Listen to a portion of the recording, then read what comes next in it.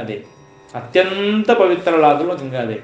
ಹಾಗಾಗಿ ಅಲ್ಲಿ ಕವಿಗಳು ಹೇಳ್ತಾರಲ್ಲ, ಹರಿಯ ಪಾದ ತಳ ತೊಳೆದು ತೀರ್ಥ ಪಾವಿತ್ರ ಪಡೆದಳಾರು. ಹೇಳ್ತಾರೆ, ಬೆಟ್ಟ ತುಟ್ಟ ತುದಿಯಲ್ಲಿ ಹುಟ್ಟಿ ಹರಿದಿರುವುದೆಷ್ಟು ಜಗದಿ, ಅಲ್ಲಿ ಶಿವನ ಶಿರದಟ್ಟ ಮುಟ್ಟಿ ಮೆಟ್ಟಿರುವುದೆಷ್ಟು ಸುನದಿ. ಹರಿಯ ಪಾದ ತಳ ತೊಳೆದು ತೀರ್ಥ ಪಾವಿತ್ರ ಪಡೆದಳಾರು, ಆರಿಗೆಂದು ಹೋಲಿಸಲಿ ನಿನ್ನ ಕವಿವಾಣಿ ಜಾಣೆ ತೋರು. ಎಷ್ಟು ಸುಂದರವಾಗಿ ವರ್ಣನೆ ಮಾಡಿದ್ದಾರೆ ಮಹಾನುಭಾವರು. ಇದೇ ಊರವರು ಇದೇ ಊರವರು. ಹಾಗಾಗಿ ಆ ಪರಮಾತ್ಮನ ಪಾದವನ್ನ ತೊಳೆದು ಪವಿತ್ರ ಪಡೆದವಳು ಯಾರು? ಎಷ್ಟೋ ನದಿಗಳು ರುದ್ರದೇವರ ತಲೆಯನ್ನು ಮುಟ್ಟಿ ಬಂದಿವೆ, ಎಷ್ಟೋ ನದಿಗಳು ಪರ್ವತದ ಮೇಲಿಂದ ಹರಿದು ಬಂದಿವೆ. ಆದರೆ ಪರಮಾತ್ಮನ ಪಾದವನ್ನ ಮುಟ್ಟಿ ಆ ಭಗವಂತನ ಪಾದವನ್ನ ಸ್ಪರ್ಶ ಮಾಡಿ ಅತ್ಯಂತ ಪವಿತ್ರಳಾಗಿರುವಂತಹ ಮಹಾತಾಯಿ ಯಾರು ಅಂದ್ರೆ ಅವಳು ಗಂಗಾದೇವಿ. ಹಾಗಾಗಿ ಗಂಗಾದೇವಿಯ ಮಹಿಮೆ ಅಷ್ಟು ಸಾಮಾನ್ಯವಾದದ್ದಿಲ್ಲ. ಅಂಥ ಗಂಗಾದೇವಿಯನ್ನ ತಲೆಯ ಮೇಲೆ ಧಾರಣೆ ಮಾಡಿಕೊಂಡಿದ್ದಾರೆ ರುದ್ರದೇವರು. ಎಷ್ಟು ಆಶ್ಚರ್ಯ ನೋಡಿ, ತಲೆಯ ಮೇಲೆ ಧಾರಣೆ ಮಾಡಿಕೊಂಡಿದ್ದಾರೆ. ಅದಕ್ಕೆ ವಾದರಾಜ ಸ್ವಾಮಿಗಳು ಬಹಳ ಸುಂದರವಾಗಿ ಒಂದು ಮಾತು ಹೇಳ್ತಾರೆ. ಏನು ಅಂದ್ರೆ ನೋಡ್ರಿ, ಅವರು ಪರಮಾತ್ಮನ ಪಾದೋದಕ ಅಂತ ಹೇಳಿ ತಲೆ ಮೇಲೆ ಇಟ್ಕೊಂಡ್ರು ಅಂತ. ಬೇರೆ ಇನ್ಯಾರದೋ ಪಾದೋದಕ ಆಗಿದ್ರೆ ತಲೆ ಮೇಲೆ ಇಟ್ಕೋತಿದ್ದಿಲ್ಲಂತವ್ರು. ಅದಕ್ಕೆ ನಾನು ದೃಷ್ಟಾಂತ ಕೊಡ್ತಾ ಇದ್ದೆ. ನಮ್ಮ ಮನೆಗೆ ಸ್ವಾಮಿಗಳು ಬಂದಿದ್ದಾರೆ. ಬಂದಾಗ ಏನೋ ಬೈ ಮಿಸ್ಟೇಕ್ ಅವರು ಒಂದು ವಸ್ತ್ರ ಮರ್ತು ಹೋಗ್ಬಿಟ್ರು. ಆಗ ನಾವೇನಂತೀವಿ, ಇಲ್ಲ ಸ್ವಾಮಿ ನೀವು ವಸ್ತ್ರ ಬಿಟ್ಟು ಹೋಗಿದ್ದೀರಿ. ಅವ್ರು ಹೇಳಿದ್ರಿ, ಇಲ್ಲಪ್ಪ ದೇವರು ಅಲ್ಲೇ ಇರಬೇಕು ಅಂತ ಅಪೇಕ್ಷೆ ಇದೆ, ನೀನೇ ಇಟ್ಕೋ ಅದನ್ನ ಅಂತ ಸ್ವಾಮಿಗಳು ಹೇಳಿದ್ರು. ಆವಾಗ ನಾವೇನು ಮಾಡ್ತೀವಿ, ಆ ವಸ್ತ್ರವನ್ನು ಅತ್ಯಂತ ಪವಿತ್ರವಾಗಿ ಒಳಗಡೆ ಬಚ್ಚಿಟ್ಟು ತಲೆಗೆ ತ್ರಾಸಾದಾಗ ಅದ ಸ್ವಲ್ಪ ತಲೆ ಮೇಲೆ ಇಟ್ಕೋತಿತ್ತು. ಏನಾದ್ರು ತೊಂದರೆ ಆದರೆ ಸಮಸ್ಯೆ ತಲೆ ಮೇಲೆ ಇಟ್ಕೊಂಡು ಅದನ್ನು ಪೂಜೆ ಮಾಡ್ತೀವಿ. ಆದರೆ ಬೇರೆ ಯಾರೋ ಗೆಸ್ಟ್ ನಮ್ಮ ಮನೆಗೆ ಬಂದಿದ್ರು, ಅವರೇನೋ ಶರ್ಟ್ ಬಿಟ್ಟು ಹೋದ್ರು. ಅವರೇನೋ ಶರ್ಟ್ ಬಿಟ್ಟು ಹೋದ್ರೆ ಏನ್ ಮಾಡ್ತೀರಿ ನೀವು? ಅದನ್ನ ಅವ್ರಿಗೆ ಕೇಳ್ತೀವಿ, ಅವ್ರಿಗೆ ಕೇಳಿ ವಾಪಸ್ ಕಳಿಸು ಅಂದ್ರೆ ಕೊರಿಯರ್ ಮಾಡ್ತೀವಿ. ಅಕಸ್ಮಾತ್ ಅವ್ರು ನಿಮ್ಮ ಮನ್ಯಾಗ ಇಟ್ಕೋರಿ ಅಂದ್ರೆ ಎತ್ತಿ ಬಿಸಾಕ್ತೀವಿ. ಅವ್ರು ತಗೊಂಡು ನಾವೇನ್ ಮಾಡೋದು ಅಂತ. ಹಂಗೆ ಪರಮಾತ್ಮನ ಪಾದೋದಕ ಇದು ಸಾಮಾನ್ಯರ ಪಾದೋದಕ ಅಲ್ಲ. ಯಾರ್ದೋ ಪಾದೋದಕ ಆಗಿದ್ರೆ ನಾ ಬೇಡ ಅಂತಿದ್ದೆ. ಸಾಕ್ಷಾತ್ತಾದ ಶ್ರೀಮನ್ನಾರಾಯಣ ಶ್ರೀರಾಮ ರಾಮ ರಾಮೇತಿ ರಮೇ ರಾಮೇ ಮನೋರಮೆ ಎಂಬುದಾಗಿ ಸೋಮಶೇಖರ ತನ್ನ ಭಾಮೆಗೆ ಪೇಳಿದ ಮಂತ್ರ. ಅಂಥ ರಾಮದೇವರ ಪಾದೋದಕ, ಅದನ್ನು ನಾನು ಹೆಂಗ್ ಬಿಡ್ಲಿ ಅಂತ. ಅದಕ್ಕಾಗಿ ಈ ಮಾತನ್ನು ವಾದರಾಜ ಸ್ವಾಮಿಗಳು ಹೇಳ್ತಾರೆ, ಬಲಿಯ ದಾನವ ಬೇಡಿ ಅಳಿಯೇ ಬ್ರಹ್ಮಾಂಡವ, ನಳಿನೋದ್ಭವ ಬಂದು ಪಾದವ ತೊಳೆ, ಉಗುರಿನ ತುದಿಯಿಂದ ಉದಿಸಿದಳ ಗಂಗೆ, ಉಗುರಿನ ತುದಿಯಿಂದ ಉದಿಸಿದಳ ಗಂಗೆ, ಹರಿಪಾದೋದಕವೆಂದು ಹರಧರಿಸಿದ ನಾಗ, ಬಿಡೆನು ನಿನ್ನ ಚರಣ ಕಮಲವಾ, ಎನ್ನ ಹೃದಯ ಮಧ್ಯದಲ್ಲಿ ಇಟ್ಟು ಭಜಿಸುವೆ ಅನುದಿನ, ಬಿಡೆನು ನಿನ್ನ ಚರಣ ಕಮಲವಾ. ಬಿಡೋದಿಲ್ಲ ಸ್ವಾಮಿ ಅಂತಾರೆ, ನಿನ್ನ ಪಾದವನ್ನು ನಾನು ಬಿಡೋದೇ ಇಲ್ಲ, ಗಟ್ಟಿಯಾಗಿ ಹಿಡ್ಕೊಳ್ತೇನೆ ನಾನು. ಯಾಕೆ ಅಂದರೆ ನೋಡಿ, ಬಲಿಯು ದಾನವ ಬೇಡೆ ಅಳಿಯೇ ಬ್ರಹ್ಮಾಂಡವ. ಪರಮಾತ್ಮ ಇಡೀ ಬ್ರಹ್ಮಾಂಡವನ್ನು ಅಳದ್ನಂತೆ. ಹೆಂಗೆ ನೀನು ಪಾದ ದಾನ ಕೊಟ್ಟಿಯಲ್ಲ, ಸಂಪೂರ್ಣವಾದ ಪೃಥ್ವಿಯನ್ನ ಒಂದು ಪಾದದಿಂದ ಅಳಿತೀನಿ ಅಂತ ಇಡೀ ಬ್ರಹ್ಮಾಂಡವನ್ನು ಪರಮಾತ್ಮ ಪಾದ ಅಳದಿದ್ದಾನೆ, ಇಟ್ಕೊಂಡಿದ್ದಾನೆ ತನ್ನದಾಗಿ. ಅದಕ್ಕೆ ತಮಿಳು ಭಾಷೆಯಲ್ಲಿ ಬಹಳ ಸುಂದರವಾದ ಶಬ್ದ ಇದೆ. ತ್ರಿವಿಕ್ರಮ ದೇವರಿಗೆ ಉಳಹ ಅಳಂದು ಪೆರುಮಾಳ್ ಅಂತಾರೆ. ಉಳಹ ಅಂದ್ರೆ ಜಗತ್ತು, ಅಳಂದ ಅಂದ್ರೆ ಅಳದಿರುವಂತಹ ಪೆರುಮಾಳ್ ಅಂದ್ರೆ ದೇವರು ಅಂತಾರೆ.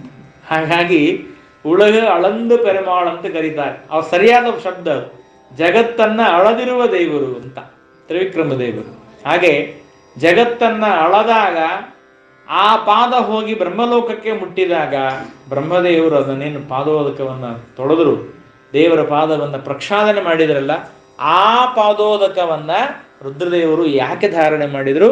ಹರಿಯ ಪಾದೋದಕವೆಂದು ಹರಸಿರಲ್ಲಿ ಧರಿಸಿದನಾಗ ಅಂತಹ ಪರಮಾತ್ಮನ ಪಾದ ನಾನು ಬಿಡೋದಿಲ್ಲ ಅಂತ ಹೇಳ್ತಾರೆ.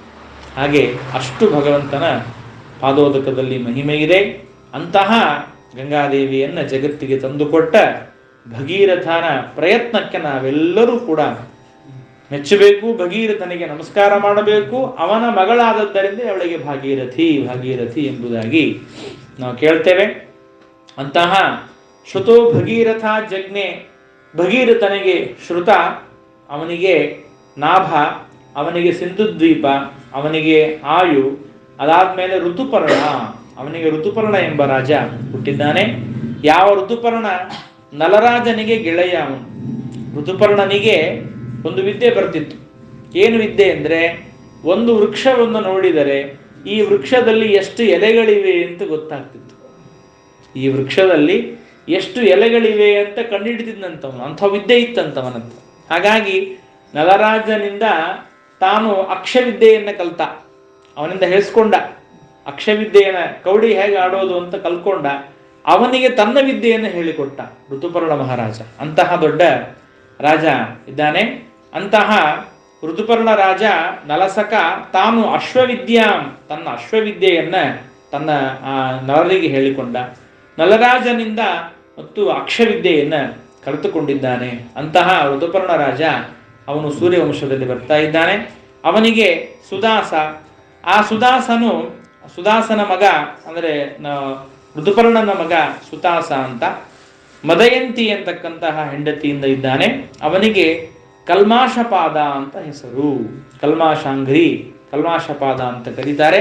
ಅವನು ವಸಿಷ್ಠ ಋಷಿಗಳ ಶಾಪದಿಂದ ರಾಕ್ಷಸನಾದ ಅಂತ ಹೇಳ್ತಾರೆ. ಯಾಕೆ ಹಾಗಾಯ್ತು ಅದನ್ನ ಹೇಳ್ರಿ ಅಂತ ರಾಜ ಕೇಳ್ತಾನೆ. ಏನಿಲ್ಲ, ಒಂದ್ ದಿವಸ ಏನಾಯಿತು ಅಂದ್ರೆ, ಈ ಸೌದಾಸ ಎನ್ನುವಂತಹ ರಾಜ ಬೇಟೆಯಾಡಬೇಕು ಅಂತ ಹೋಗಿದ್ದಾನೆ. ಅಲ್ಲಿ ಇಬ್ಬರು ರಾಕ್ಷಸರಿದ್ದಾರೆ. ಆ ರಾಕ್ಷಸರಲ್ಲಿ ಒಬ್ಬ ರಾಕ್ಷಸನನ್ನು ಕೊಂದ. ಇನ್ನೊಬ್ಬ ರಾಕ್ಷಸ ಅವನು ಉಳ್ಕೊಂಡ್ಬಿಟ್ಟ, ಓಡಿ ಹೋಗ್ಬಿಟ್ಟ, ಸಿಗಲಿಲ್ಲ. ಸಿಗದೆ ಇರುವಾಗ ವಿಚಾರ ಮಾಡ್ತಾ ಇದ್ದ, ಹೆಂಗಾದ್ರೂ ಮಾಡಿ ಸಂಚು ಹಾಕಿ ಈ ಸೌದಾಸನನ್ನ ನಾನು ಸಿಗಿಸ್ಬೇಕು, ಏನಾದ್ರೂ ಮಾಡಿ ಇವನ ಕಡೆಯಿಂದ ಒಂದು ಅಪರಾಧ ಮಾಡಿಸ್ಬೇಕು ಅಂತ ವಿಚಾರ ಮಾಡ್ತಾ ಇದ್ದಾನೆ. ವಿಚಾರ ಮಾಡುವ ಸಂದರ್ಭದಲ್ಲಿ ಏನಾಯಿತು ಅಂದ್ರೆ, ಈ ಸೌದಾಸನ ಮನೆಗೆ ವಸಿಷ್ಠ ಋಷಿಗಳು ತಾವು ಅತಿಥಿಗಳಾಗಿ ಬಂದಿದ್ದಾರೆ.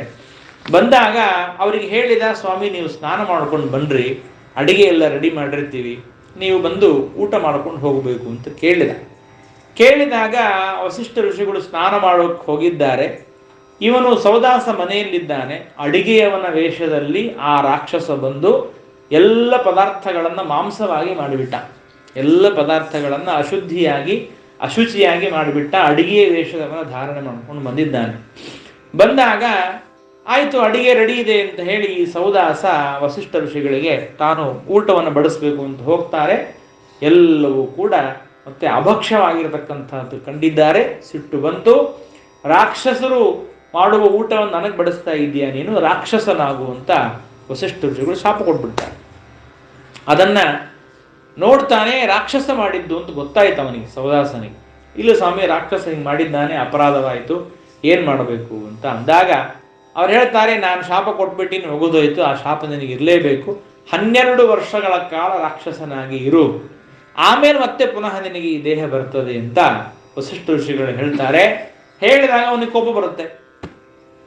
ಏನ್ ಸ್ವಾಮಿ, ನೀವು ಹೇಳ್ತಾ ಇದ್ದೀನಿ ತಪ್ಪು ಮಾಡಿಲ್ಲ ಅಂತ, ಆದ್ರೂ ಕೂಡ ನನಗೆ ಶಾಪ ಕೊಡ್ತಾ ಇದ್ದೀರಿ, ನಾನೇ ನಿಮ್ಗೆ ಶಾಪ ಕೊಡ್ತೀನಿ ಅಂತ ಅವನು ಕೈಯಲ್ಲಿ ನೀರು ತಗೊಂಡು ವಸಿಷ್ಠರಿಗೆ, ಗುರುಗಳಿಗೆ ಶಾಪ ಕೊಡಬೇಕು ಅಂತ ಹೊರಟ. ಆಗ ಹೆಂಡತಿ ತಡಿತಾಳೆ, ಹಾಗೆ ಮಾಡಬೇಡ್ರಿ, ವಾರಿತೋ ಮದಯಂತ್ಯಾಪಹ, ಸರ್ವಥಾ ಹಾಗೆ ಮಾಡಬಾರ್ದು, ಗುರುಗಳು ಶಾಪ ಕೊಟ್ಟಿದ್ದಾರೆ, ಅದನ್ನು ಸ್ವೀಕಾರ ಮಾಡ್ರಿ. ಹಾಗಾದ್ರೆ ನೀರೆಲ್ಲಿ ಹಾಕ್ಲಿ ಅಂತ ಕೇಳಿದ. ನೀರೆಲ್ಲ ಇದೆ ಕೈಯಲ್ಲಿ, ಮಂತ್ರಣ ಮಾಡಿದ್ದೀನಿ, ಎಲ್ಲ ಹಾಕ್ಲಿ ಅಂತ ತನ್ನ ಕಾಲ ಮೇಲೆ ಹಾಕೊಂಡ್ಬಿಡ್ರಿ. ಅವನ ಕಾಲ ಮೇಲೆ ಹಾಕೊಂಡ್ಬಿಟ್ಟ. ಅವನ ಕಾಲೆಲ್ಲ ಕಲ್ಮಾಶವಾಗಿ ಹೋಯಿತು, ಕಪ್ಪಾಗಿ ಹೋಯಿತು ಕಾಲು. ಅದಕ್ಕಾಗಿ ಅವನಿಗೆ ಕಲ್ಮಾಶ ಪಾದ ಅಂತ ಕರೀತಾ ಇದ್ದಾರೆ. ಆ ಕಲ್ಮಾಶ ಪಾದ ರಾಕ್ಷಸನಾಗಿ ಇದ್ದಾಗ ಅವನೇನ್ ಮಾಡಿದ್ದಾನೆ ಅಂದ್ರೆ, ರಾಕ್ಷಸನಾಗಿ ಸಂಚಾರ ಮಾಡುತ್ತಾ ಇರುವ ಸಂದರ್ಭದಲ್ಲಿ ಒಂದು ವನದಲ್ಲಿ ಇಬ್ಬರು ಬ್ರಾಹ್ಮಣ ಗಂಡ ಹೆಂಡತಿಯರಿದ್ದಾರೆ, ಇಬ್ಬರು ದಂಪತಿಗಳಿದ್ದಾರೆ. ದಂಪತಿಗಳಿದ್ದಾಗ ಇವನೇನ್ ಮಾಡಿದ್ದಾನೆ, ರಾಕ್ಷಸನಾಗಿದ್ದಾನೆ. ರಾಕ್ಷಸನಾದಾಗ ತಾನು ಏನಪ್ಪಾ ಅಂದ್ರೆ ಆ ಬ್ರಾಹ್ಮಣನ ತಿನ್ಬೇಕು ಅಂತ ಹೊರಟೋಗ್ತಾನೆ. ಆಗ ಬ್ರಾಹ್ಮಣಿ ಹೇಳ್ತಾಳೆ, ಹಂಗೆಲ್ಲ ಮಾಡಬೇಡ, ದೇಹೋಯಂ ಮಾನುಷೋ ರಾಜನ್ ಪುರುಷಸ್ಯ ಅಖಿಲಾರ್ಥದ ತಸ್ಮಾದಸ್ಯ ವಧೋವೀರ ಸರ್ವಾರ್ಥವದ ಉಚ್ಯತೆ. ಸಾಮಾನ್ಯ ಅಲ್ಲ ಇದು ಬ್ರಾಹ್ಮಣನ ದೇಹ, ಅವನನ್ನು ಕೊಲ್ಬೇಡ, ನಾನು ಹೇಳೋದು ಕೇಳು. ನೀನು ಏನಿದ್ದೀಯಾ, ಸಾಕ್ಷಾತ್ತಾಗಿ ಸೂರ್ಯವಂಶದಲ್ಲಿ ಬಂದ ರಾಜ. ಎಷ್ಟು ಹೇಳ್ತಾಳೆ, ಹೇಳಿದರೂ ಕೂಡ ಅವನು ಕೇಳೋದಿಲ್ಲ. ಅವನ ರಾಕ್ಷಸ ಭಾವ ಇರೋದರಿಂದ ಅಸುರಾವೇಶದಿಂದ ಅವನು ಬ್ರಾಹ್ಮಣನನ್ನ ಸಂಹಾರ ಮಾಡ್ತಾನೆ. ಮಾಡಿದಾಗ ಆಗ ಅವಳು ಶಾಪ ಕೊಡ್ತಾಳೆ, ಬ್ರಾಹ್ಮಣನ ಹೆಂಡತಿ ಶಾಪ ಕೊಡ್ತಾಳೆ. ಹಾಗಾದರೆ ನಿನಗೆ ಈ ರಾಕ್ಷಸ ಭಾವ ಹೊರಟೋದ ಮೇಲೆ 12 ವರ್ಷ ಆದ ಮೇಲೆ ಪುನಃ ನೀನು ಮತ್ತೆ ನಿನ್ನ ಹೆಂಡತಿಯಲ್ಲಿ ಗರ್ಭಧಾರಣೆ ಮಾಡ್ಲಿಕ್ಕಾಗೋದಿಲ್ಲ. ಯಾಕೆ ಅಂದರೆ ನನ್ನ ಗಂಡನನ್ನ ಸಂಹಾರ ಮಾಡಿ ನನ್ನ ವಂಶ ನಿಲ್ಲೋ ಹಾಗೆ ಮಾಡಿದ್ದೀಯಲ್ಲ, ಹಾಗಾಗಿ ನಿನ್ನ ವಂಶವು ಕೂಡ ನಿಲ್ಲಲಿ ಅಂತ ಅವಳು ಶಾಪ ಕೊಡ್ತಾಳೆ. ಆ ಬ್ರಾಹ್ಮಣನ ಹೆಂಡತಿ ಶಾಪ ಕೊಟ್ಟಾದ ಮೇಲೆ ಮುಂದೆ 12 ವರ್ಷ ಆಗತ್ತೆ. 12 ವರ್ಷ ಆದ ಮೇಲೆ ವಿಶಾಪಃ ದ್ವಾದಶಾಬ್ದಾಂತೆ ಮೈಥುನಾಯ ಸಮುದ್ಯತಃ. ಆ ಸಂದರ್ಭದಲ್ಲಿ ಹೆಂಡತಿ ಹೇಳ್ತಾಳೆ, ನನಗೆ ಬ್ರಾಹ್ಮಣಿಯ ಶಾಪ ಇದೆ ನಿಮಗೆ, ಹಾಗಾಗಿ ನಮಗೆ ಸಂತಾನವಾಗಬೇಕಾದರೆ ಅದು ಸಾಧ್ಯವಾಗೋದಿಲ್ಲ ಅಂದಾಗ ಮತ್ತೆ ಹೋಗಿ ವಸಿಷ್ಠರಿಗೆ ಬೇಡಿಕೊಳ್ತಾನೆ, ಸ್ವಾಮಿ ಹೀಗಾಗಿದೆ, ದಯಮಾಡಿ ಮತ್ತೆ ಏನಾದರೂ ಮಾಡಿ ನಮ್ಮ ಅನುಗ್ರಹ ಮಾಡ್ರಿ ಅಂದಾಗ ಆಗ ವಸಿಷ್ಠ ಋಷಿಗಳು ತಾವು ಗರ್ಭಧಾರಣೆಯನ್ನು ಮಾಡಿಸ್ತಾರೆ. ಅಲ್ಲಿ 7 ವರ್ಷಗಳ ಕಾಲ ಗರ್ಭ ಇಟ್ಕೊಳ್ತಾಳೆ. 7 ವರ್ಷ ಆದರೂ ಮಕ್ಕಳೇ ಹುಡ್ತಾ ಇಲ್ಲ. 7 ವರ್ಷ ಆದರೂ ಮಕ್ಕಳು ಹುಡ್ತಾ ಇಲ್ಲಲ್ಲ ಅಂತ ಹೇಳಿ ಏನ್ ಮಾಡ್ತಾಳೆ ಅಂದ್ರೆ ಕಲ್ಲು ತಗೊಂಡು ಗರ್ಭವನ್ನ ತಾನು ಕುಟ್ತಾಳೆ. ಕಲ್ಲು ತೆಗೆದುಕೊಂಡು ಗರ್ಭವನ್ನ ಕುಟ್ಟಿದಾಗ ಆಗ ಹುಟ್ಟಿದವನೇ ಅಶ್ಮಕ. ಅಶ್ಮ ಅಂದ್ರೆ ಕಲ್ಲು, ಅಶ್ಮಕ ಕಲ್ಲಿನಿಂದ ಹುಟ್ಟಿದ್ದಾನೆ. ಆದ್ದರಿಂದ ಅಶ್ಮಕ ಎಂಬತಕ್ಕಂತಹ ರಾಜ ಹುಡ್ತಾನೆ. ಅಶ್ಮಕನ ಮಗನೇ ಮೂಲಕ ಎಂಬುದಾಗಿ ಹೇಳ್ತಾರೆ. ಈ ಮೂಲಕ ಅಂದ್ರೆ ಯಾರು ಅಂದ್ರೆ ಇವನು ಕ್ಷತ್ರಿಯ ವಂಶವನ್ನ ಪರಶುರಾಮ ದೇವರು ಪೂರ್ಣ ಸಂಹಾರ ಮಾಡಿರ್ತಾರೆ. ಪೂರ್ಣ ಸಂಹಾರ ಮಾಡಿದಾಗ ಅನೇಕ ಜನ ಹೆಣ್ಣು ಮಕ್ಕಳು ಸೇರಿಕೊಂಡು ಅವನನ್ನು ಉಳಿಸ್ತಾರೆ. ಈ ಮೂಲಕನನ್ನ ಉಳಿಸಿದ್ದರಿಂದ ಕ್ಷತ್ರಿಯ ವಂಶಕ್ಕೆ ಮತ್ತೆ ಮೂಲನಾದ ಇವನು. ಪರಶುರಾಮ ದೇವರಿಂದ ಎಲ್ಲಾ ದುಷ್ಟ ಕ್ಷತ್ರಿಯರ ಸಂಹಾರವಾದ ಮೇಲೆ ಕ್ಷತ್ರಿಯ ಸಂತತಿಯೇ ಇಲ್ಲದೆ ಇರುವಾಗ ಇವನು ಮೂಲನಾದ, ಅದಕ್ಕಾಗಿ ಇವನಿಗೆ ಮೂಲಕ ಎಂಬುದಾಗಿ ನಾಮಕರಣವನ್ನು ಮಾಡಿದ್ದಾರೆ. ಎಲ್ಲ ನಾರಿಯರು ಸೇರಿಕೊಂಡು ಬದುಕಿಸಿದ್ದಕ್ಕಾಗಿ ನಾರೀ ಕವಚ ಅಂತೂ ಕೂಡ ಇವನಿಗೆ ವಿಶೇಷವಾಗಿ ಕರೀತಾರೆ. ನೋಡಿ, ಒಂದೊಂದು ನಾಮದ ಹಿಂದೆ, ಒಂದೊಂದು ಹೆಸರಿನ ಹಿಂದೆ ಎಷ್ಟು ಕಥೆಗಳಿದೆ, ಎಷ್ಟು ರೋಚಕವಾಗಿರುವಂತಹ ಒಂದು ಇದನ್ನು ನೋಡ್ತೇವೆ ನಾವು. ಅಂತಹ ನಾರೀ ಕವಚನಿಂದ ದಶರಥ ಎಂಬುದಾಗಿ ಮಗ ಹುಡ್ತಾ ಇದ್ದಾನೆ. ಈ ದಶರಥ ಯಾರು ಅಂದ್ರೆ ಸಾಕ್ಷಾತ್ತಾಗಿ ಮತ್ತೆ ಮನುವೇ ದಶರಥನಾಗಿ ಬಂದಿದ್ದಾನೆ.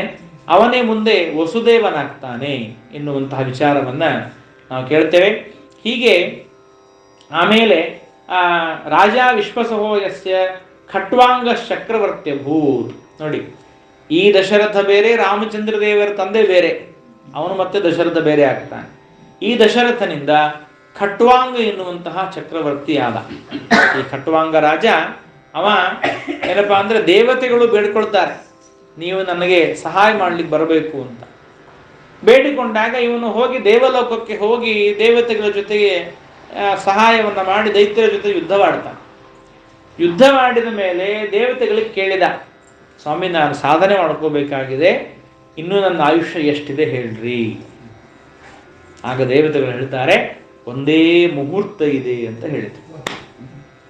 ಒಂದೇ ಒಂದು ಮುಹೂರ್ತ ಇದೆ, ನೀನು ಹೋಗಿ ಸಾಧನೆ ಮಾಡ್ಕೋಬೇಕು ಅಂತ. ಮುಹೂರ್ತಾತ್ ಸಂಘ ಮುತ್ಸೃಜ್ಯ ಗತವಾನ ಭಯಂ ಹರಿಂ ಅಂತ ಹೇಳ್ತಾ ಖಟ್ವಾಂಗ ಮಹಾರಾಜ ಒಂದೇ ಮುಹೂರ್ತದಲ್ಲಿ ತಾನು ಸಾಧನೆಯನ್ನು ಮಾಡಿಕೊಂಡ.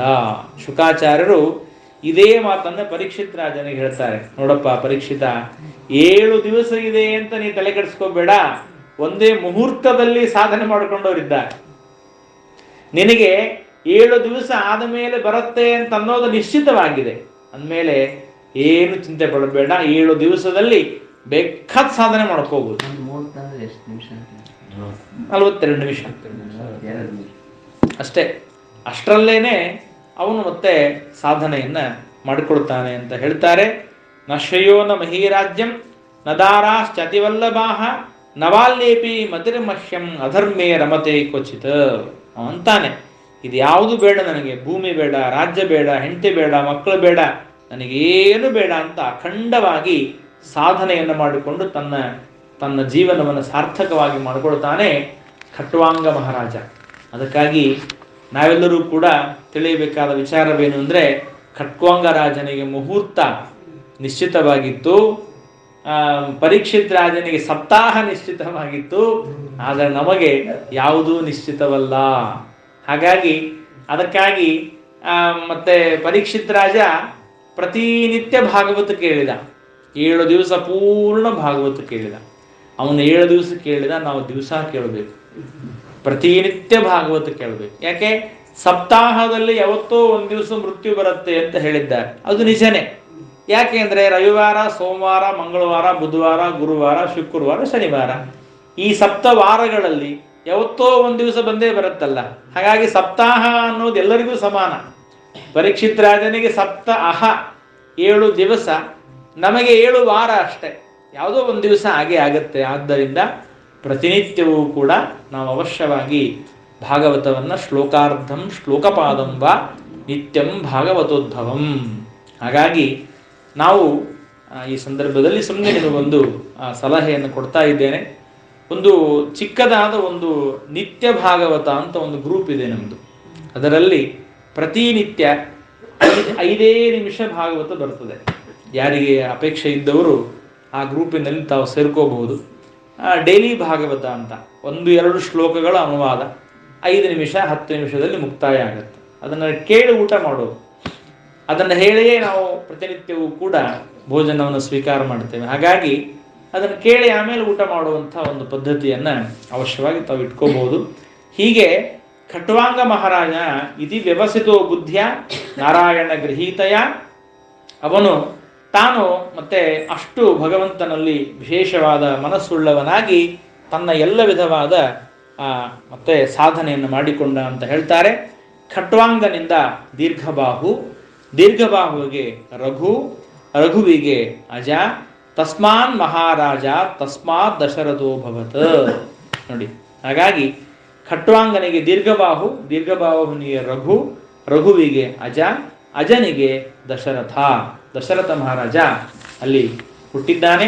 ದಶರಥನಿಗೆ ತಸ್ಯಾಪಿ ಭಗವಾನೇ ಸಾಕ್ಷಾತ್ ಬ್ರಹ್ಮಮಯೋ ಹರಿಹಿ ಅಂಶಾಂಶೇನ ಚತುರ್ಥಾಗಾತ್ ಪುತ್ರತ್ವಂ ಪ್ರಾರ್ಥಿತ ಸುರೈಹಿ. ಅಂತಹ ಸಾಕ್ಷಾತ್ತಾದ ವಾಸುದೇವ ನಾಮಕನಾದ ಪರಮಾತ್ಮ ಸಾಕ್ಷಾತ್ತಾಗಿ ತಾನು ದಶರಥರಾಜನ ಮನೆಯಲ್ಲಿ ಅವತಾರ ಮಾಡಿದ್ದಾನೆ. ಶ್ರೀಮನ್ನಾರಾಯಣ ವಾಸುದೇವನೇ ರಾಮಚಂದ್ರ ದೇವರು, ವಾಸುದೇವನೇ ರಾಮಚಂದ್ರ ದೇವರು. ಲಕ್ಷ್ಮಣ ದೇವರಲ್ಲಿ ಅಂತರ್ಯಾಮಿಯಾಗಿ ಸಂಕರ್ಷಣ ರೂಪಿಯಾದ ಪರಮಾತ್ಮ. ಅದೇ ರೀತಿಯಾಗಿ ಭರತನಲ್ಲಿ ಸಾಕ್ಷಾತ್ತಾಗಿ ಪ್ರದ್ಯುಮ್ನ ರೂಪಿಯಾದ ಪರಮಾತ್ಮ, ಶತ್ರುಘ್ನದಲ್ಲಿ ಅನಿರುದ್ಧ ರೂಪಿಯಾದ ಪರಮಾತ್ಮ. ಹಾಗಾಗಿ ಅನಿರುದ್ಧ ಪ್ರದ್ಯುಮ್ನ ಸಂಕರ್ಷಣ ವಾಸುದೇವ ಎಂಬ 4 ಭಗವದ್ ರೂಪಗಳು ದಶರಥ ಮಹಾರಾಜನ ಮನೆಯಲ್ಲಿ ಅವತಾರ ಮಾಡಿವೆ. ಅನಿರುದ್ಧ ಪ್ರದ್ಯುಮ್ನ ಸಂಕರ್ಷಣ ವಾಸುದೇವ ರೂಪಿಯಾದ ಪರಮಾತ್ಮ. ವ್ಯತ್ಯಾಸ ಇಷ್ಟೇ, ರಾಮ ಸಾಕ್ಷಾತ್ತಾಗಿ ದೇವರೇ, ಸಾಕ್ಷಾತ್ತಾಗಿ ರಾಮಚಂದ್ರ ದೇವರೇ ದೇವರಾಗಿದ್ದಾರೆ. ಒಳಗಡೆ ಮತ್ತೆ ಶೇಷದೇವರು ಶೇಷಾಂತರ್ಯಾಮಿಯಾಗಿ ಸಂಕರ್ಷಣ, ಪ್ರದ್ಯುಮ್ನ ಅಂದರೆ ಭರತ ಅವನಂತರ್ಯಾಮಿಯಾಗಿ ಪ್ರದ್ಯುಮ್ನ ನಾಮಕ ಪರಮಾತ್ಮ, ಕಾಮದೇವರು ಅವರಂತರ್ಯಾಮಿಯಾಗಿ, ಅನಿರುದ್ಧ ದೇವರು ಮತ್ತೆ ಇವರು ಶತ್ರುಘ್ನ ದೇವರು ಅವರು ಸಾಕ್ಷಾತ್ತಾಗಿ ಅನಿರುದ್ಧ ದೇವರೇ ಮತ್ತೆ ಶತ್ರುಘ್ನರಾಗಿದ್ದ ಅವರಂತರ್ಯಾಮಿಯಾದ ಪರಮಾತ್ಮ ಸಾಕ್ಷಾತ್ತಾಗಿ ಬಂದಿದ್ದಾನೆ. ಅಂಥ ಭಗವಂತನ ಚರಿತ್ರೆಯನ್ನು ಒಂದೇ ಒಂದು ಶ್ಲೋಕದಲ್ಲಿ ಹೇಳ್ತಾರೆ, ವಿಸ್ತಾರವಾಗಿ ಮತ್ತೆ ತಿಳಿಸ್ತಾರೆ. ಗುರುವರ್ಥೇ ತ್ಯಕ್ತ ರಾಜ್ಯ ವ್ಯಚರದನುವನಂ ಪದ್ಮಪದ್ಭ್ಯಾಂ ಪ್ರಿಯಾಯಾಃ ಪಾಣಿಸ್ಪರ್ಶಾಕ್ಷಮಾಭ್ಯಾಂ ಮೃಜಿತಪತಿರುಜೋ ಯೋ ಹರೀಂದ್ರಾನುಜಾಭ್ಯಾಂ ವೈರೂಪ್ಯಾತ್ ಶೂರ್ಪಣಖ್ಯಾಃ ಪ್ರಿಯವಿರಹರುಷಾ ಆರೋಪಿತಭ್ರೂ ವಿಜೃಂಭಃ ಶುತ್ವಾ ಆವಿರ್ಬದ್ಧ ಸೇತುಃ ಖಲದವನ ದಹನಃ ಕೋಸಲೇಂದ್ರೋ ಅವತೀರ್ಣಃ. ಕೋಸಲೇಂದ್ರ ಕೋಸಲ ದೇಶಕ್ಕೆ ಅಧಿಪತಿಯಾದ ರಾಮಚಂದ್ರ ದೇವರು ಅವರೇನು ಮಾಡಿದ್ದಾರೆ ಅಂದರೆ ಗುರುವರ್ಥೇ ತ್ಯಕ್ತ ರಾಜ್ಯ, ತನ್ನ ತಂದೆ ಹೇಳಿದ ಮಾತಿನಕ್ಕೆ ನಡೆಸ್ಕೋಬೇಕು ಅನ್ನೋದಕ್ಕಾಗಿ ರಾಜ್ಯವನ್ನು ಪೂರ್ಣ ಬಿಟ್ಟರು. ಪಿತೃವಾಕ್ಯ ಪರಿಪಾಲನ ಎನ್ನುವ ಮಾತನ್ನ, ದೊಡ್ಡದಾದ ಧರ್ಮವನ್ನ ರಾಮಚಂದ್ರ ದೇವರು ತಾವು ಸ್ಥಾಪನೆ ಮಾಡಿದ್ದಾರೆ. ನಿಜವಾಗಲೂ ರಾಮಚಂದ್ರ ದೇವರ ಚರಿತ್ರೆಯನ್ನು ನಾವು ಕೇಳಬೇಕು ಅಂದರೆ ಅದಕ್ಕೊಂದು ಸಪ್ತಾಹನೇ ಬೇಕು. ರಾಮಚಂದ್ರ ದೇವರ ಚರಿತ್ರೆ ರಾಮಾಯಣವನ್ನು ಶ್ರವಣ ಮಾಡಬೇಕು ಅಂದರೆ ಒಂದು 7 ದಿವಸ 8 ದಿವಸ 9 ದಿವಸ ಬೇಕಾಗತ್ತೆ, ಅಷ್ಟು ವಿಸ್ತಾರವಾಗಿ ಇದೆ. ಯಾವ ರೀತಿಯಾಗಿ ಮನುಷ್ಯ ತನ್ನ ತಂದೆಯ ಜೊತೆಗೆ, ತಾಯಿಯ ಜೊತೆಗೆ, ಹೆಂಡತಿಯ ಜೊತೆಗೆ, ಅಣ್ಣನ ಜೊತೆಗೆ, ತಮ್ಮನ ಜೊತೆಗೆ, ಬಂಧುಗಳ ಜೊತೆಗೆ, ಪರಿವಾರದವರ ಜೊತೆಗೆ ವ್ಯವಹಾರ ಮಾಡಬೇಕು ಎಂಬ ಸೂಕ್ಷ್ಮಾತಿ ಸೂಕ್ಷ್ಮವನ್ನು ತಿಳಿಸಿಕೊಡುವುದೇ ರಾಮಾಯಣ. ಅದರಷ್ಟು ದೊಡ್ಡ ಸೈಕಾಲಜಿ ಬೇರೆ ಇನ್ನೆಲ್ಲೆಲ್ಲೆಲ್ಲೂ ಇಲ್ಲ. ಅಷ್ಟು ದೊಡ್ಡದಾದ ಮಾನಸಿಕ ಶಾಸ್ತ್ರವನ್ನು ತಿಳಿಸಿಕೊಡುವುದೇ ರಾಮಾಯಣ. ಅನೇಕ ಕಡೆಗೆ ನಾವು ಅದನ್ನು ನೋಡಿದ್ದೇವೆ. ಏನಾಗುತ್ತೆ ಅಂದರೆ, ರಾಮಚಂದ್ರ ದೇವರು ಗುರುವರ್ಥೇ ತ್ಯಕ್ತ ರಾಜ್ಯ, ತಂದೆ ಮಾತು ಕೇಳಿ ರಾಜ್ಯವನ್ನು ಬಿಟ್ಟು ಕಾಡಿಗೆ ಬಂದಿದ್ದಾರೆ. ಕಾಡಿಗೆ ಬಂದಾಗ ಭರತ ಬಂದಾನೆ. ಅಲ್ಲಿ ಜಾಬಾಲಿ ಋಷಿಗಳಿರ್ತಾರೆ. ಭರತ ಏನು ಹೇಳಿದ ಅಂದರೆ, ನೋಡು ರಾಮ, ಏನೋ ನಮ್ಮ ತಾಯಿ ಅವಳೇನೋ ಕೆಟ್ಟ ಕೆಲಸ ಮಾಡಿದ್ದು ಅದೆಲ್ಲ ಅವಳಿಗೆ ಶಿಕ್ಷೆ ಆಯಿತು. ನಿನಗೇನು ಬೇಡ್ಕೊಳ್ತೀನಿ ನಾನು ಅಂದರೆ, ನೀನೇನು 14 ವರ್ಷಗಳ ಕಾಲ ಈ ವನವಾಸದಲ್ಲಿ ಇರಬೇಕು ಅಂತ ಅಂದ್ಕೊಂಡಿದ್ದೀಯಲ್ಲ, ತಂದೆಯ ಮಾತನ್ನು ಪರಿಪಾಲನೆ ಮಾಡಬೇಕು ಅಂತ, ಅದನ್ನು ನಾ ಮಾಡ್ತೀನಿ. ನನ್ನ ಬದಲಿ ನೀ ರಾಜ್ಯ ಆಳು ಅಂತ ಭರತ ಹೇಳಿದ. ರಾಮದೇವರಂದ್ರು ಅದೆಲ್ಲ ಆಗೋದಿಲ್ಲ, ನಾನೇ ಮಾಡಬೇಕು. ಜಾಬಾಲಿ ಋಷಿಗಳಿದ್ರು, ಅವರಂದ್ರು, ನೋಡು ರಾಮ, ಯಾರ ಮಾತನ್ನು ಕೇಳಿ ನೀನೀಗ ಕಾಡಿಗೆ ಬಂದು ಅವನೇ ಇಲ್ಲ, ಸತ್ತೋಗ್ಯಾನವನು. ನೀ ಅಕಸ್ಮಾತ್ ಏನಾದರೂ ಈಗ ಮನೆಗೆ ವಾಪಸ್ ಹೋದಿ ಅಂದರೆ, ರಾಜ್ಯಕ್ಕೆ ಹೋದಿ ಅಂದರೆ, ಯಾಕೆ ತಿರುಗಿ ಬಂದಿ ಅಂತ ಕೇಳೋರೇ ಯಾರಿಲ್ಲ. ಯಾಕೆ ಕಾಡಿಗೆ ಹೋಗು ಅಂತ ಹೇಳೋನೇ ನಿಮ್ಮಪ್ಪನೂ ಈಗ ತಿರುಗಿ ಹೋದ್ರೆ ಏನು ಇಲ್ಲೇ ಇಲ್ಲ ಮಾತಾಡಲಿಕ್ಕೆ. ಆ ಹುಚ್ಚನಾಗಿರುವಂಥ ಕೈಕೈಯನ್ನು ಸರಿ ಮಾಡಿದ್ದಾನೆ ಭರತ. ಇನ್ಯಾರು ಮಾತಾಡೋರಿಲ್ಲ, ಅವಶ್ಯವಾಗಿ ತಿರುಗಿ ಹೋಗು ಅಂತಾರೆ ಜಾಬಾಲಿ ಋಷಿಗಳು. ಆಗ ರಾಮದೇವರು ಒಂದು ಉತ್ತರ ಕೊಡ್ತಾರೆ, ನೋಡು ಭರತ, ಯಾವುದೇ ಒಂದು ಕರ್ಮಗಳಿಗೆ, ಯಾವುದೇ ಒಂದು ಕಾರ್ಯಗಳಿಗೆ ಪ್ರತಿನಿಧಿಗಳು ಅಂತಿದ್ದಾರೆ, ರೆಪ್ರೆಸೆಂಟೇಟಿವ್. ನಮಗೆ ಮದುವೆ ಬರಲಿಕ್ಕಾಗಲಿಲ್ಲ, ನಮ್ಮ ಬದಲಿ ನಮ್ಮ ಮಗ ಬರ್ತಾನೆ, ಇದು ಓಕೆ. ಆದರೆ ಧರ್ಮಕ್ಕೆ ಮಾತ್ರ ಪ್ರತಿನಿಧಿಗಳಿಲ್ಲ.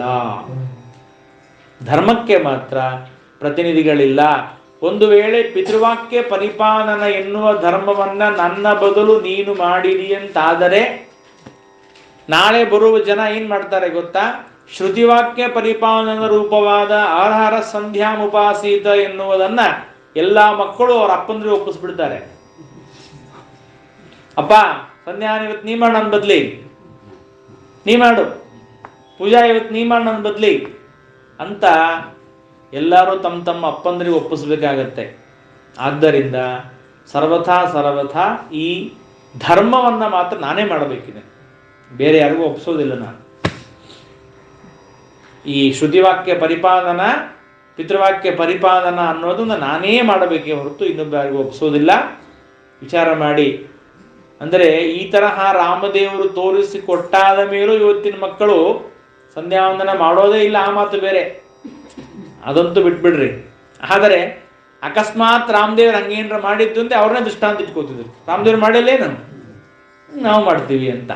ಅದಕ್ಕೆ ಜಾಬಾಲಿ ಋಷಿಗಳಿಗೆ ಹೇಳಿದ ರಾಮದೇವರು ಹೇಳ್ತಾರೆ, ನೋಡ್ರಿ ಜಾಬಾಲಿ ಋಷಿಗಳೇ, ನೀವೇನಂದ್ರಿ, ನಿಮ್ಮಪ್ಪ ಇದ್ದಾಗ ಅವನಿಗೆ ಮಾತು ಕೊಟ್ಟಿದ್ದಿ, ಅವ ಹೋದ ಮೇಲೆ ಅವನ ಮಾತು ಪರಿಪಾಲನೆ ಮಾಡಬೇಕು ಅಂತ ನಿಯಮ ಇಲ್ಲ ಅಂದ್ರೆ ಆಗ ರಾಮದೇವರು ಇದನ್ನ ಮಾಡಿ ತೋರಿಸಿದ್ರು. ಅಂದ್ರೆ ನಮ್ಮಪ್ಪ ಇದ್ದಾಗ ಮಾತ್ರ ಮಾತು ಕೇಳಿದ್ರೆ ಸಾಕಾಗಿತ್ತು, ಅವ ಹೋದ್ಮೇಲೆ ಯಾರು ಕೇಳೋರಿದ್ದಾರೆ ಅಂತ ನಾ ಅಕಸ್ಮಾತ್ ತಿರುಗಿ ಹೋದೆ ಅಂದ್ರೆ ಮುಂದೆ ಬರುವಂತಹ ಜನ ಜೀವಂತ ಇರುವ ಅಪ್ಪಂದ್ರ ಮಾತೇ ಕೇಳೋದಿಲ್ಲ, ಹುಷಾರಾಗಿರ್ರಿ ಅಂತಾನೆ.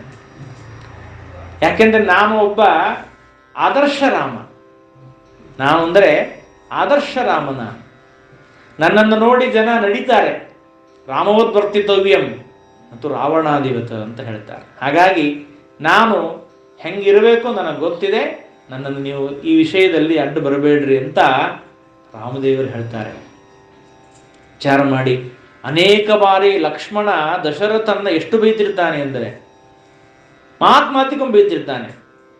ಏನು ಅಪ್ಪ ಹಾಗೆ ಮಾಡಿಬಿಟ್ಟ, ಸ್ತ್ರೀಜಿತ ಸೋತ್ ಹೋಗಿದ್ದಾನೆ, ಹೆಂಡತಿಗೆ ಸೋತಿದ್ದಾನೆ, ಹಾಗೆ ಹೀಗೆ ಅಂತ. ಒಂದು ಸಾರಿ ರಾಮದೇವರು ಹಿಂತಿರುಗ್ತಾರೆ, ಲಕ್ಷ್ಮಣ ಇನ್ನೊಮ್ಮೇನಾದರೂ ಅಪ್ಪನನ್ನು ಬೈದಿ ಅಂತ ನೋಡು, ವಾಪಸ್ ಕಳಿಸ್ಬಿಡ್ತೀನಿ ನಿನ್ನ ಅಂತ. ಬೈಲಿಕ್ಕಿಲ್ಲ, ಸರ್ವತಾ ಬೈಲಿಕ್ಕಿಲ್ಲ. ಅವರು ಏನು ನಮಗೆ ಆಜ್ಞೆ ಮಾಡಿದ್ದಾರೆ ಆ ಆಜ್ಞೆಯನ್ನು ಪರಿಪಾಲನೆ ಮಾಡೋದಾದರೆ ಮಾಡು, ಇಲ್ಲ ಆಗ ಹೊರಟೋಗಿ ನೀನು. ಏನು ರಾಮದೇವರ ಆ ಹೃದಯ ವೈಶಾಲ್ಯ ಏನು, ಎಂತಹ ಅದ್ಭುತವಾದ ಗುಣ ನೋಡಿ. ತಂದೆ ತಾಯಿಗಳನ್ನು ಎಷ್ಟು ಅತ್ಯಂತ ಭಕ್ತಿಯಿಂದ ಕಾಣಬೇಕು ಎನ್ನುವಂತಹ ಮಾತು. ಎಷ್ಟೇ ನಮಗೆ ಅದು ಕಾಡಿನಲ್ಲಿರೋದು ಅನ್ನೋದು, ಕಾಡಿನಲ್ಲಿರೋದು ಎಷ್ಟು ಪ್ರತಿಕೂಲ, ಮನೆಯಲ್ಲಿರೋದು ಎಷ್ಟು ಅನುಕೂಲ.